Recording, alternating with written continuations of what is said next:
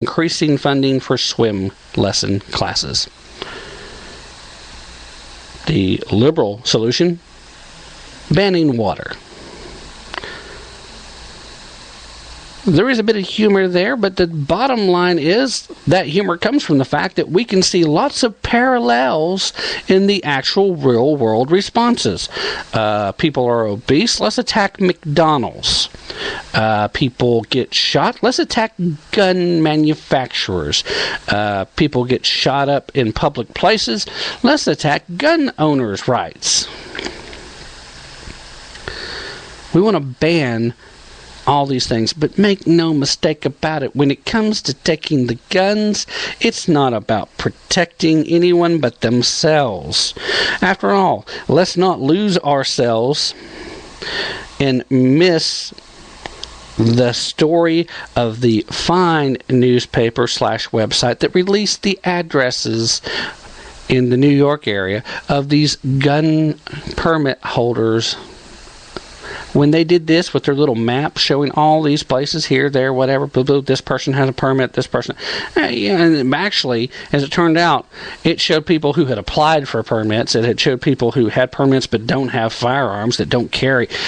Just everybody that has been involved with trying to get a permit pops up on this list, which, if it isn't illegal, is certainly at the very least immoral in so much as it's an invasion of their privacy.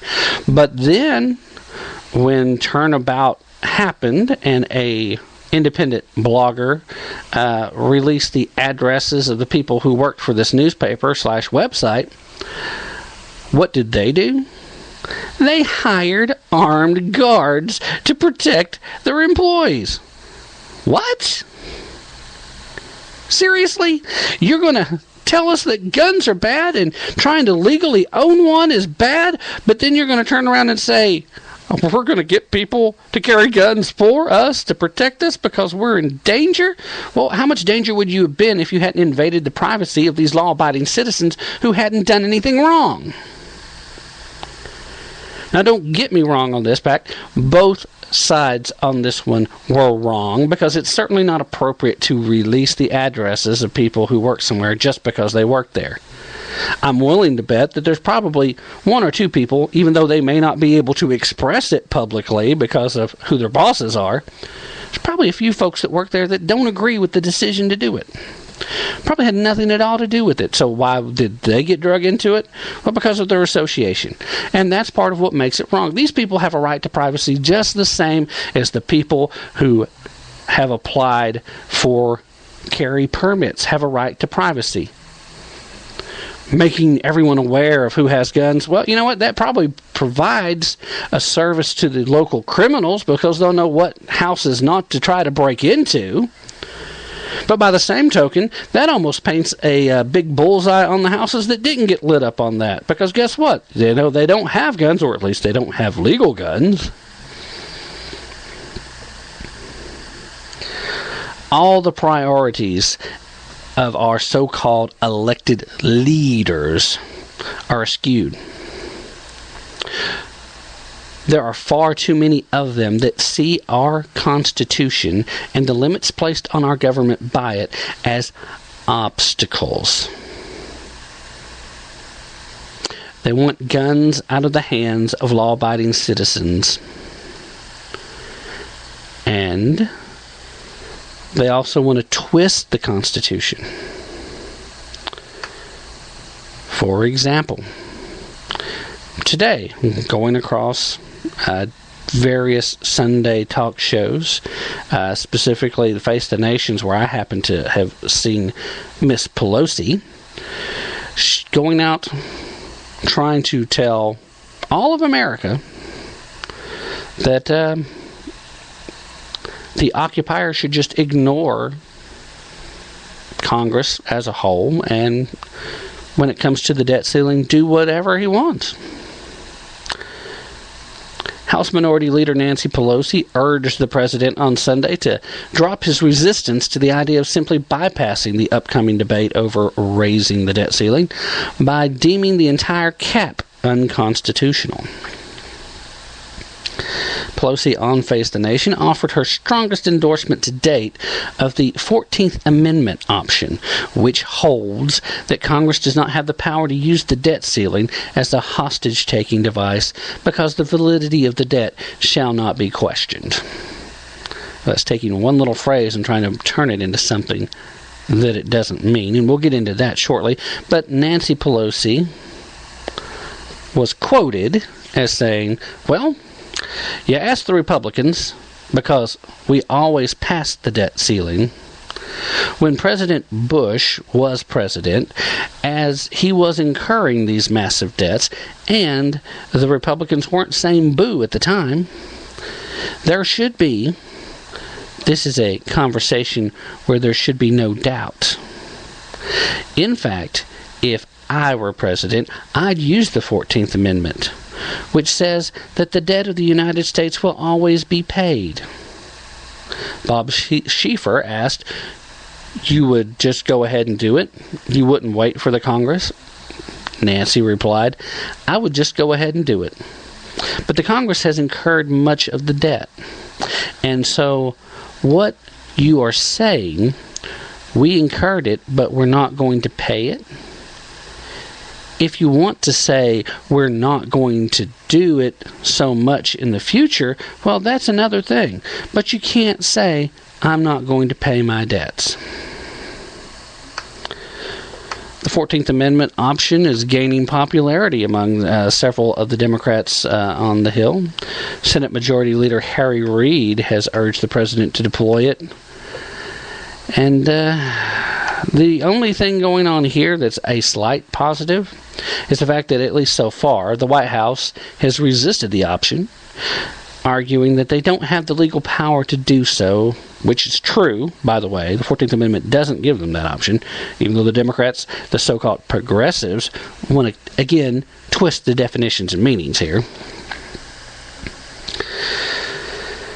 And even if they did have the power, the fact that they had to resort to using it would send a terrible economic signal. This administration does not believe that the 14th Amendment gives the president the power to ignore the debt ceiling, period. Now, that came from White House Press Secretary Jay Carney back in early December. Well, Jay Carney and the occupier have that one right. The 14th Amendment most certainly does not give him the authority to ignore the debt ceiling.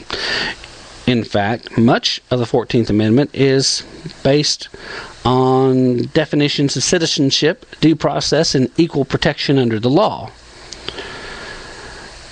What it comes down to is it's stated that public debt is legitimate and Congress can't ignore the public debt. They can't choose not to pay it, although it did specify that it would not pay the debt incurred by the Confederacy. That's right, ladies and gentlemen. The 14th Amendment, for those of you who are not constitutional scholars, was one of the Reconstructionist amendments. It was designed specifically to deal with issues occurring after the Civil War. And point in fact, because so many states refused to vote for this particular amendment, in fact, every Confederate state, with the exception of Tennessee, refused to vote for this amendment, certainly would not pass it. The federal government took it upon themselves to strip away the state governments in the former Confederate states, institute military governments until a new civil government could be established. And of course, those military governments voted for the amendment. What a surprise, considering that you were answering directly to the commander-in-chief. Basically, it was designed so that former slaves would be considered citizens, and that former slaves would be treated equally, which is also where the concept of separate but equal came along. It was later challenged and reversed. That also had to do with due process. The states can't just come up and deny you the rights to fair trials. the point of fact that the entirety of establishing any type of mention about the public debt was solely so it could redefine what the federal government was going to acknowledge as public debt. They felt the need to say, okay, the Congress cannot just ignore debt that the government incurs, especially when that's usually going to be incurred through the Congress. That's where the purse strings are, ladies and gentlemen. But it was necessary to do it so that it could honestly, straightforward say, we, as the federal government, are not the Confederacy. And I'm sorry, England, I'm sorry, France, you loaned the Confederacy lots of money. We're not going to pay you back for that because you backed the wrong side. It specifically says Congress may not ignore. It does not say the president can ignore Congress's responsibility in the matter of debt. And as far as what the debt ceiling talks are about, as far as what these negotiations are intended to do, is the fact that you're not ignoring debt when you say you can't borrow anymore. At some point in time, these people are going to have to employ common sense. And at some point in time, we as Americans are going to have to start demanding that they do it. There's a lot of people out there that can't cut through all the minutia because they use intentionally confusing terminology at every turn. Simple, straightforward, plain-speaking Americans have very little opportunity to understand the legal doublespeak that these folks are going to use in their arguments. They do that on purpose because they can talk in circles all day without saying a thing, but it sounds like they're the smartest people in the room. They're not. So many of these so-called intellectuals are so lacking of street smarts that you have to question how intelligent the intellectuals actually are. When somebody can sit back and tell you that collectivism can work in America after we've seen it fail every place else on the planet that it's been tried, some places quicker than others, because of the financial shape the country was in before they made the switch. The stronger the economy was beforehand, the longer it takes for the failure to become evident. Cuba is a good example of that. Cuba had a tremendous economy before the Communist Revolution, before the unfortunateness of a very capitalistic-minded Fidel Castro came to the United States trying to play Major League Baseball, got cut from the team, became pissed off at the whole concept of capitalism. Why? Because he didn't make the team. Had he made the team, would Cuba ever have become communist? Probably not. Who else was there that was going to lead this revolution? Lots of times, movements like that get started by people who are very self-motivated. The man was mad he couldn't make hundreds of thousands of dollars, which would be the equivalent of millions of dollars today, for playing baseball. So he goes back to his homeland and leads a revolution. Why? So he can control the whole place. It was very strong at the time they took over, their economy. So it took decades before the failures of that communist system became evident. And now, right now, economic indicators in Cuba are moving in positives. They're adding new jobs. Their economy is strengthening. Why? Because Raul Castro, who took over from Fidel when he had his health issues, has been slowly moving away from communism. He's been slowly moving towards capitalism. And things are getting better. True capitalism is not without risk.